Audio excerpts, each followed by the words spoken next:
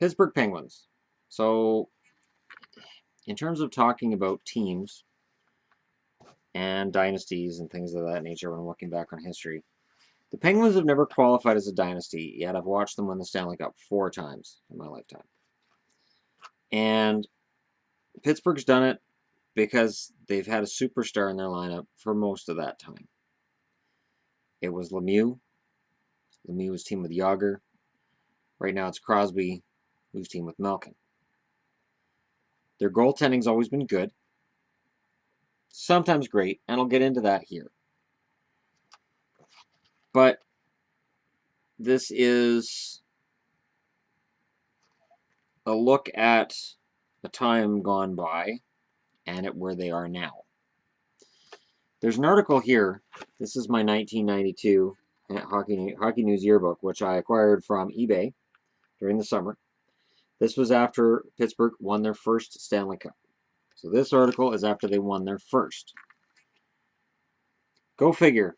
The first dazed and delirious Pittsburgh Penguin had yet to touch his lips on the Stanley Cup on that improbable night in Minneapolis when someone, probably a sports writer, wondered aloud, yeah, but can they do it again? But that's hockey. Here, more than in any other professional sport, dynasty teams have developed and thrived, claiming 4 straight Stanley Cups, such as the Islanders from 80 to 84, or winning 5 in 7 years, such as the Edmonton Oilers from 1984 to 1990. Consider, in one 23-year span from 1967-68 through 1989-90, only 6 franchises won cups: the Islanders, Edmonton, Montreal, Calgary, Philadelphia, and Boston. Calgary won 1, Philadelphia and Boston had 2. The Islanders won 4, Edmonton 5, and Montreal 9. It was a tight little fraternity until April of 1991 when the Penguins began their rise from mediocrity. A lot of people believe there's been parity in our league for some time, said Craig Patrick, the general manager who put it all together in Pittsburgh. It was tough to prove that when Edmonton was winning 5 cups in 7 years, but parity was happening. 2 new teams, Pittsburgh and Minnesota, made the finals last year. Now a lot of teams are going to feel they have a shot. Can the Penguins become part of NHL tradition and repeat? Tough question, tougher task. They're better than many skeptics believe, with a high-octane offense, strong goaltending, clever coaching, and an adequate concept of defense. Mario Lemieux, the Conn Smythe Trophy winner, has sipped from the cup finally and wants to do it again. But Patrick's right. There will be 7 or 8 teams who will enter the 91-92 season with serious thoughts of a title. We spent the off-season enjoying our victories, savoring the moment, Patrick says. But it all starts again in October. We're just one of 22 teams in the quest. Pittsburgh's first major hurdle came at the bargaining table, where free agents such as Mark Recchi, Kevin Stevens, Ron Francis, and Brian Trottier lined up for cash. 9 Penguins played out their options in 1991, and management raised ticket prices $5 across the board in an attempt to find revenue for contracts. But no deals have been signed by midsummer. Around North America, the eyes of hockey were on the Penguins, who, by no choice of their own, became the first defending champions to have to deal with the NHL's new free agent era. No important star-level free agent had ever changed teams in his prime until St. Louis lured defenseman Scott Stevens away from Washington on June 16, 1990. So suddenly there was hope among players and agents that Recchi and Kevin Stevens would receive whopping offers from other teams. Patrick chose to gamble that they wouldn't.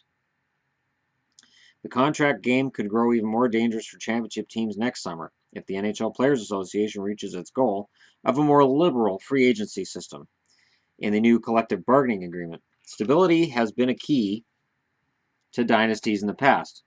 16 players played on all 4 of the Islanders' Cup teams from 79-80 to 82-83. 13 played on all 5 of Montreal's champions from 64-65 to 68-69. And 12 played on all 4 Canadiens winners from 75-76 to 78-79. The Oilers, in fact, thanks to a restrictive free agency program that's been in place, only one consistent winner, Edmonton of the 1980s, has had to deal with significant personnel changes during its reign, and much of that was self-imposed. The Oilers dealt mercurial defenseman Paul Coffey to Pittsburgh in November 1987, then went on to win another cup that spring. They dispatched Gretzky, the cornerstone of the franchise, to division rival Los Angeles in August 1988, yet managed to win their 5th title 2 years later. Not until last season, when Yari Curry fled to Italy, Grant Fuhr was felled by a suspension and Mark Messier hobbled all winter on a wounded knee, did the losses finally catch up to them. But tradition and knowing how to win still means something. Despite finishing with a .500 record in the regular season, the Oilers ousted Calgary and Los Angeles in the Smythe Division playoffs and advanced to the Campbell Conference Final in Minnesota. A mere 5 players, Messier, Fuhrer, Anderson, Lowe, and Huddy, remained in '91 from Edmonton's Cup winners 8 years earlier. But there's just something about you guys who know how to win come playoff time, Pittsburgh coach Bob Johnson says. Assuming, however, that Patrick and owner Edward J. DeBartolo Sr. can keep all their players happy and rich, the Penguins' next challenge will come from Chicago, St. Louis, Calgary, Los Angeles, and Montreal. Strong teams just dying to get their hands on a cup. That's right, St. Louis still don't have one. Competition in the NHL is as sharp as it's ever been, maybe sharper. Only the lax playoff system allows teams the luxury of taking the occasional night off. See, 16 out of 22 teams made the playoffs. Just like before that expansion, 16 of 21 teams made the playoffs. It's pretty easy to make the playoffs. Not anymore. In the Penguins' own division, the New York Rangers like to think they're grooming a cup contender around Brian Leetch and Mike Richter. In their own conference, Boston and Montreal are perennial contenders and both finished with more points than the champs in regular season play. But most NHL types believe the balance of power has shifted to the Campbell Conference, evidenced by 400-point teams. Chicago led the league with 106 points. St. Louis finished second with 105, and neither even made it to the Norris Division out of the Norris Division preliminary rounds. Lots of good teams out there, Patrick said, and everyone's trying to improve. But whether it wins another cup this year or not, Pittsburgh won't just be a flash in the hockey pan. The Penguins were a far different team in March, April, and May than they were in October and November, when everyone was writing them off as an all-score, no-hit bunch. They couldn't play enough defense to finish above third place in the Patrick Division. Lemieux's comeback after missing 50 games with back problems had something to do with that, but there was more. Along the way, Patrick picked up some important pieces in seemingly minor trades, defenseman Gordy Roberts, Larry Murphy, and Peter Taglianetti among them. But it was on March 4th, on the eve of the trading deadline, that he turned his team into a champion. Reeling from an 0-4-1 road trip that saw the Penguins blitz for 28 goals, Patrick dealt 2 of his best offensive players, center John Cullen and defenseman Zarley Zalapski, to the Hartford Whalers. Hartford also received minor league center Jeff Parker, but Pittsburgh got the jewels that would lead to the cup. Center Ron Francis and defenseman Ulf Samuelsson and Grant Jennings. It is simplifying too much to say that the Penguins were transformed overnight, maybe. But let the record show that in the 38 games after the arrival of Francis, Samuelsson and Jennings, including the playoffs, they went 25-11-2. Prorated over an 80-game schedule, that works out to 109 points. We just got this feeling, said Phil Bourque, analyzing the trade. We had talent, and we weren't going to be denied. Assuming Francis signs, those spark plug players will be in Pittsburgh at the start of the season. Their defensive influence should make the team more of a regular season contender than ever before. And there you go. So that's the first year. The second year, adversity conquered. This is the greatest, considered the greatest Penguins team ever, was the year later. The Penguins put an exclamation mark on their second straight NHL Stanley Cup by winning their final 11 games, but winning there wasn't easy. The champs had to overcome contract squabbles, critical injuries, and most significantly, the tragic death of their coach, Bob Johnson. The secrets to their success: dazzling depth, top-end talent, and fierce desire. We had spectacular players, said TSN's Pierre Maguire, an assistant coach with the 91-92 club. It's scary in terms of what it would cost to keep that team together today. The depth chart is an honor roll, starting in the middle, with the best player in the league that season, Mario Lemieux, followed by an in his prime Ron Francis. The number 3 center was Brian Trottier. On right wing, 40-goal man Joey Mullen was followed by Mark Recchi.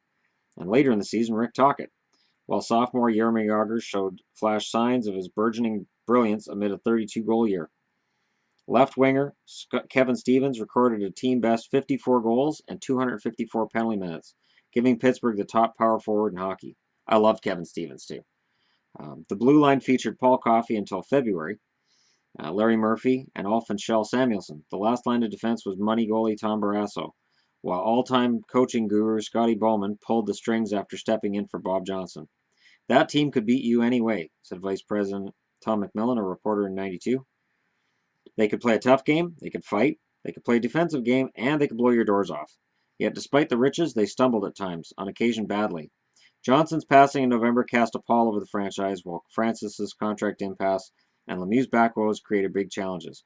It wasn't until late April the club finally hit on all cylinders. We hung in there, Murphy said. After the first couple of rounds of the playoffs, it was like we were never going to lose another game, and they never did. So that's the thing. They won back-to-back years, and you can look back 25 years later and go, okay, so that was, good for them. Kind of golf claps, whatever. But that second win was huge. And I remember as a guy who didn't like Pittsburgh, and I didn't like Pittsburgh at the time at all, I still had to respect what they did. And I had to respect that Scotty Bowman had come in place of Bob Johnson. And yes, it was a star roster that had already won a Stanley Cup, but switching coaches under those tragic circumstances and being able to lead the team, just fantastic. Absolutely fantastic.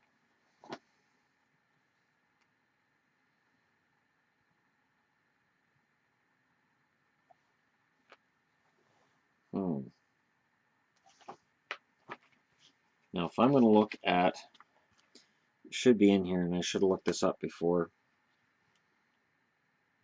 It's got to be in here. It has to be in here. It's not in here? You've got to be kidding me.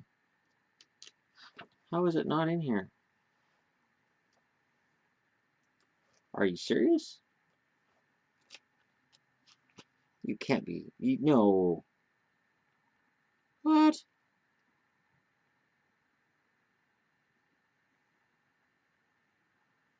That is crazy. There's no Crosby versus Ovi in here. That genuinely surprises me. Or at least Pittsburgh versus Washington. I mean, it's not history, but it's getting there. I mean, it's 10 years. The only Crosby they got in here is versus McDavid. And it's too early to make that argument. Way too early to make that argument. They have Stamkos versus Ovechkin, which seems like an odd one to have in here. Senators versus Capitals. This is just, that's not, no. Come on. It's in here. You guys are just kidding around, right? Nope. No, we're not kidding. It's not in here. Wow. All right.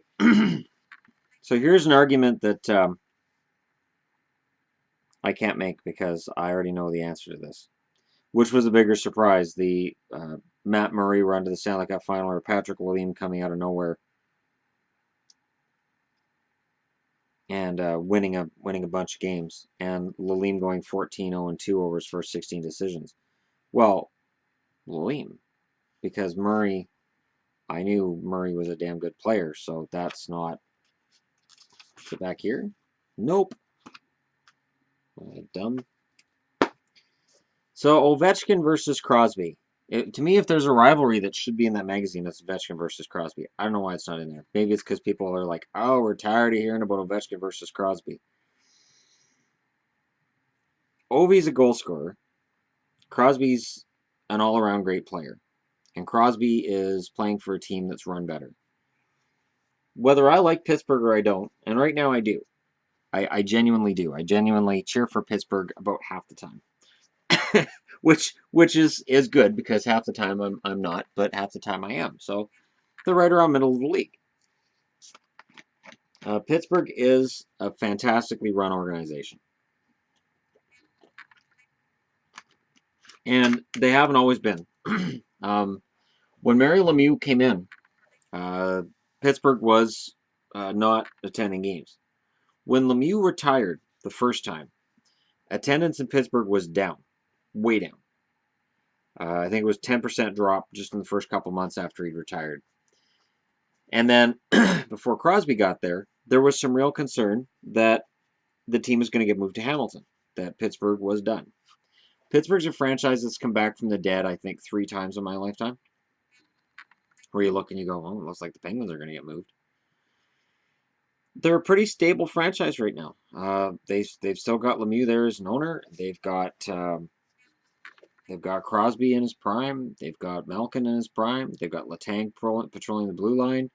If Fleury gets moved out as the goaltender, they've got Matt Murray. They've got a couple of good young prospects in that coming up. Pittsburgh is, from top to bottom, a pretty fantastic organization.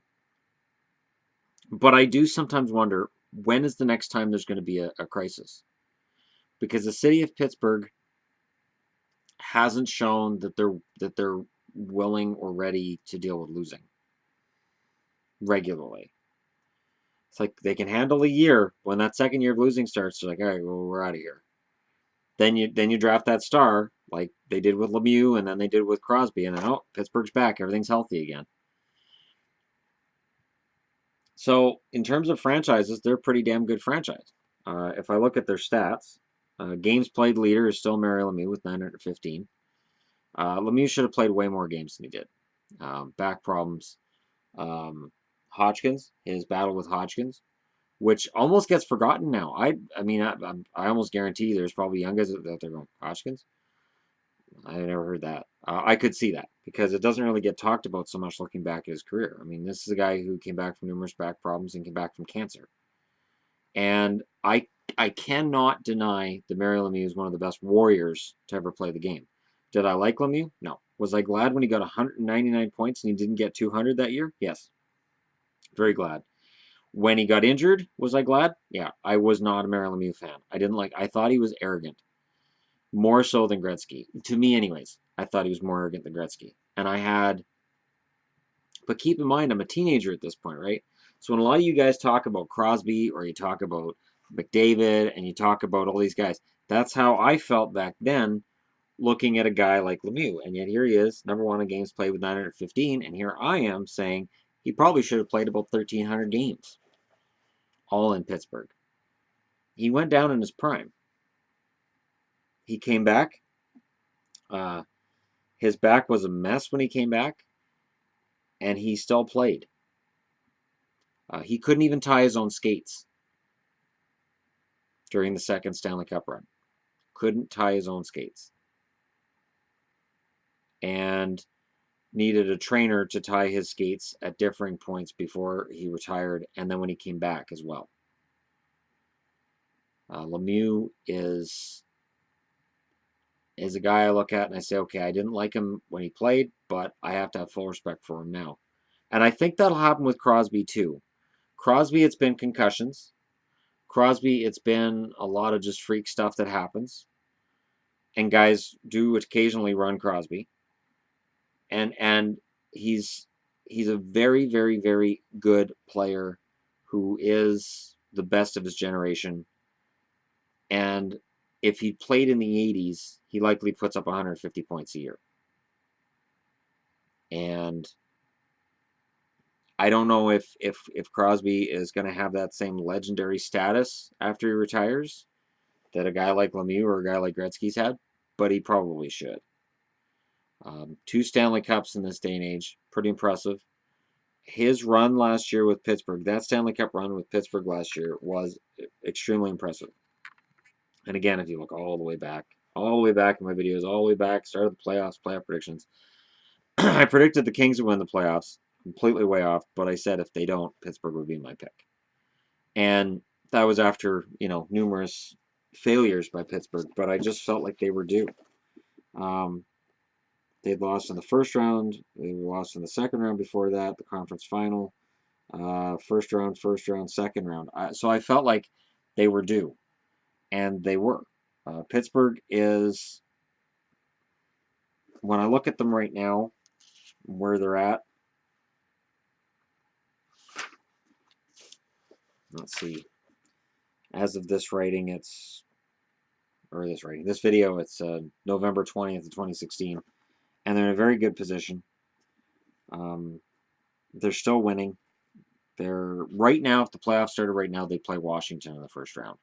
How glorious would that be to have Pittsburgh and Washington in the first round again? And in 9 playoff series, Pittsburgh's won 8 of them in their histories. Pittsburgh, and that's the thing too, like whether it was Luc Robitaille scoring overtime goals to knock out Washington or Mark Recchi scoring to knock out Washington, Pittsburgh has always known how to knock out Washington. And Pittsburgh in general is a team that, if it's overtime, and I don't care whether it's Lemieux's Penguins, the no-name bunch in between that had Yager in control for parts of it, or if it's the Crosby-led bunch, or even Crosby's injured and Malkin's leading them. If you're in an overtime game, take Pittsburgh. If the game's going to overtime, take Pittsburgh. Pittsburgh is just so deadly when they have to be. And in terms of whether or not they can repeat, based on the way they won the Stanley Cup last spring with speed and depth and just intelligent play, the leadership of Crosby, the goaltending that Matt Murray put on when he had to, the fact that he didn't have to do it every night, every single thing that I look at says, yes, Pittsburgh can repeat as Stanley Cup champions, which is, would bother people in Philly.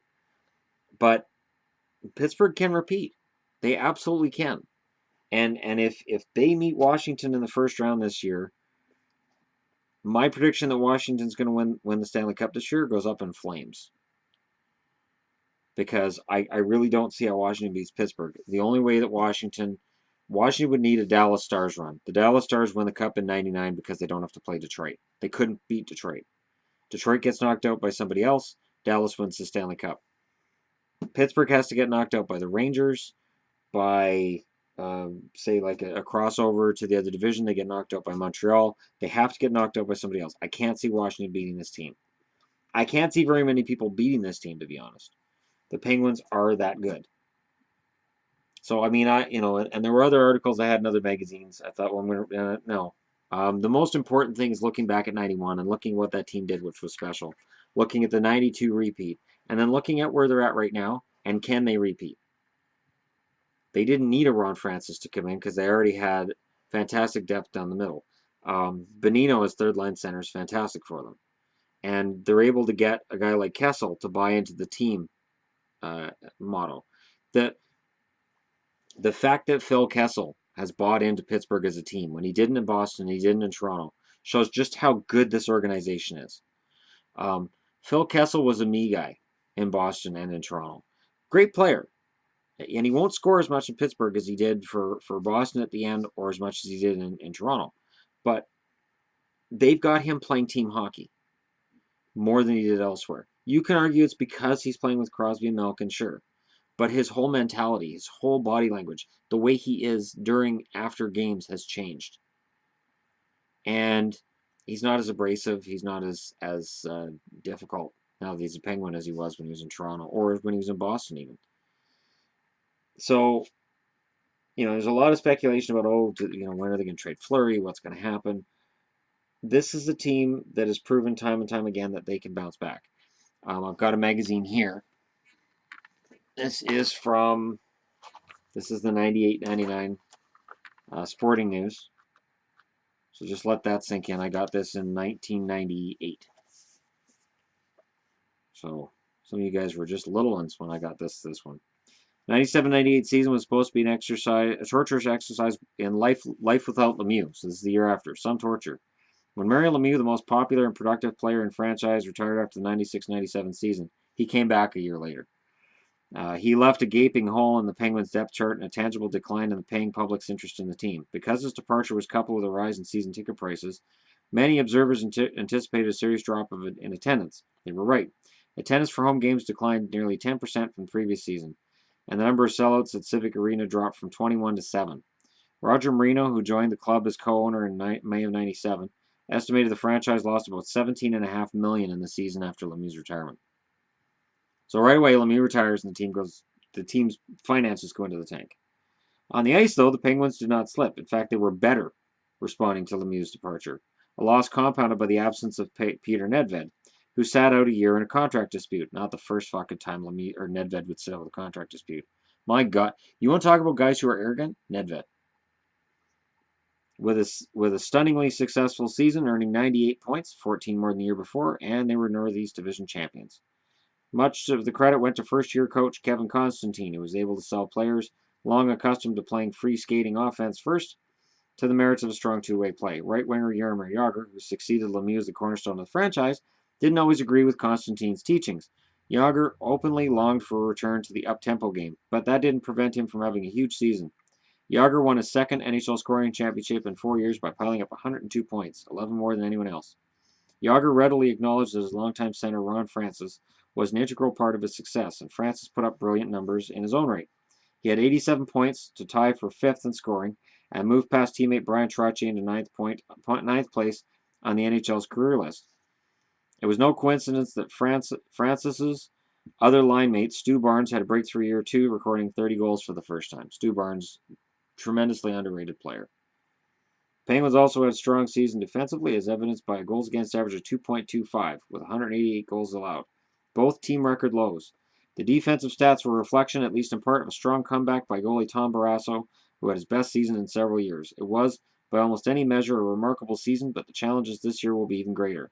The Penguins have moved into a newer, more rugged division, the Atlantic, and they'll be without Francis, who left for Carolina via free agency. The Penguins must hope that Jágr will be successful with another center and that he learns to coexist with his coach. He didn't. Spoiler alert, he didn't.